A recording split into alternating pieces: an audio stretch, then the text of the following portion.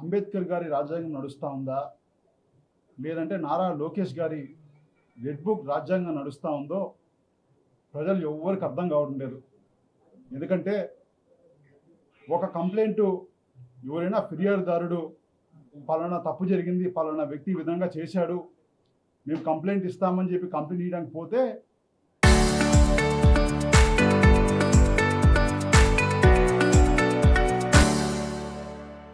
తిరిగి వాళ్ళ మీద కేసులు పెట్టే పొజిషన్ ఈరోజు చిత్తూరు జిల్లా, తిరుపతి జిల్లాలో ఈరోజు జరుగుతూ ఉంది.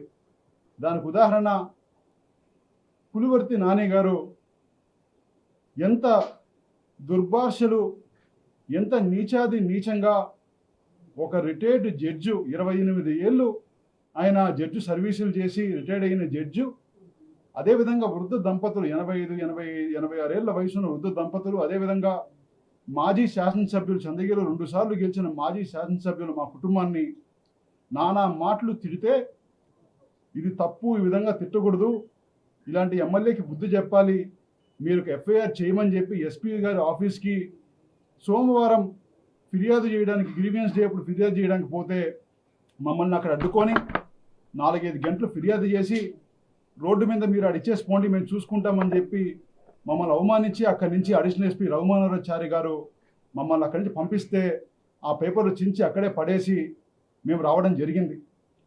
వచ్చినప్పుడు వాళ్ళు ఈరోజు తిరిగి మా మీదే ఎవరైతే మేము ఫిర్యాదు చేస్తామో మా నాయకులు 50 మంది మీద ఈరోజు ఎఫ్ఐఆర్ చేసి వాళ్ళందరికీ నోటీసులు ఇచ్చారు. అదేవిధంగా ఒకదంతా ఆగలేదు, వాళ్ళు బైండ్ ఓవర్ కేసులు అని చెప్పి ఇది అయిన తర్వాత ఒక్కొక్క మండలం నుంచి 50 నుంచి 60 మంది, సుమారు 200 మంది వైఎస్ఆర్సీపీ కార్యకర్తల మీద చంద్రగిరి కాన్స్టిట్యున్సీలో ఈరోజు బైండ్ ఓవర్ కేసులు పెట్టి వాళ్ళందరినీ కూడా పాత ర్యాలీ కేసులు కావచ్చు, చిన్న చిన్న డమ్మీ కేసులు అంతా పెట్టి ఈరోజు వాళ్ళందరినీ కూడా స్టేషన్కి పిలిపించుకొని నోటీసులు ఇచ్చి మీ అందరూ విచారానికి రావాలని చెప్పి వాళ్ళందరినీ భయభ్రాంతులు చేసే ప్రయత్నం అడిషనల్ ఎస్పీ రఘుమానవచారి గారు చేస్తున్నారు. నిజంగానే చాలా బాధాకరం.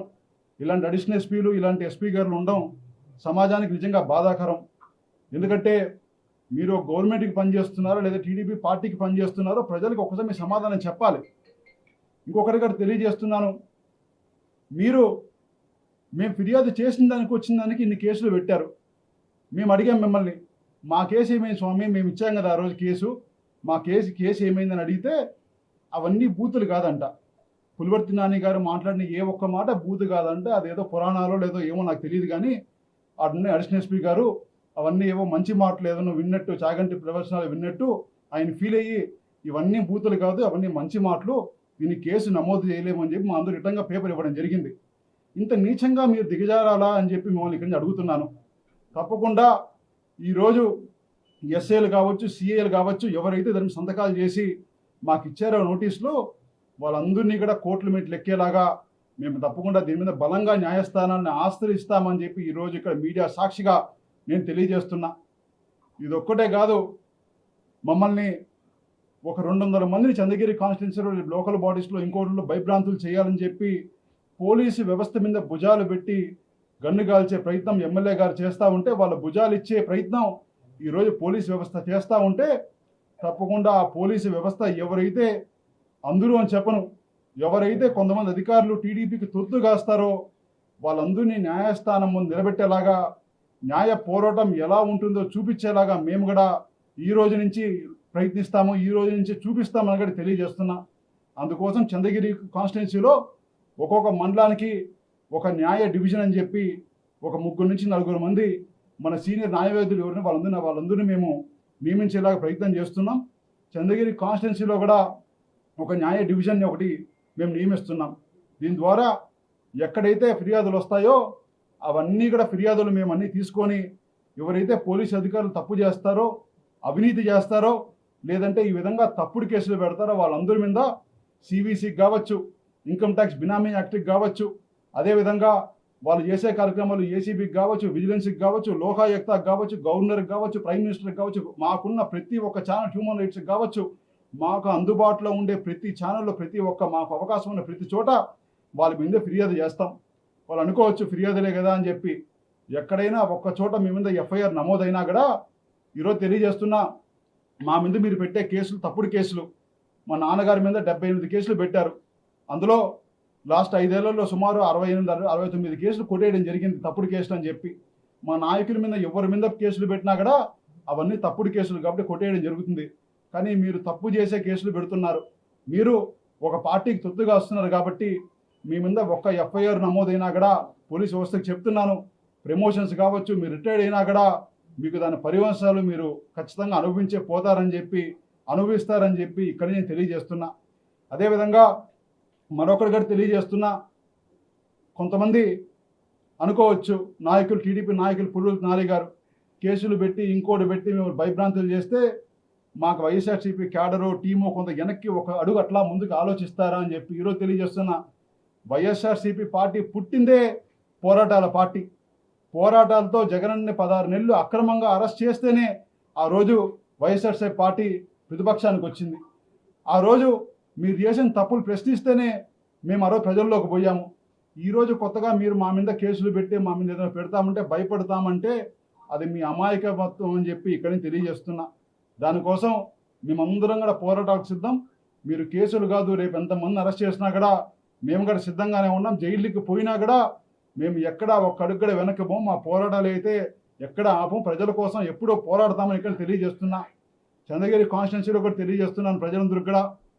ఈరోజు ఒక బకాసురు పులివర్తి నాని గారు ఈరోజు తయారయ్యారు.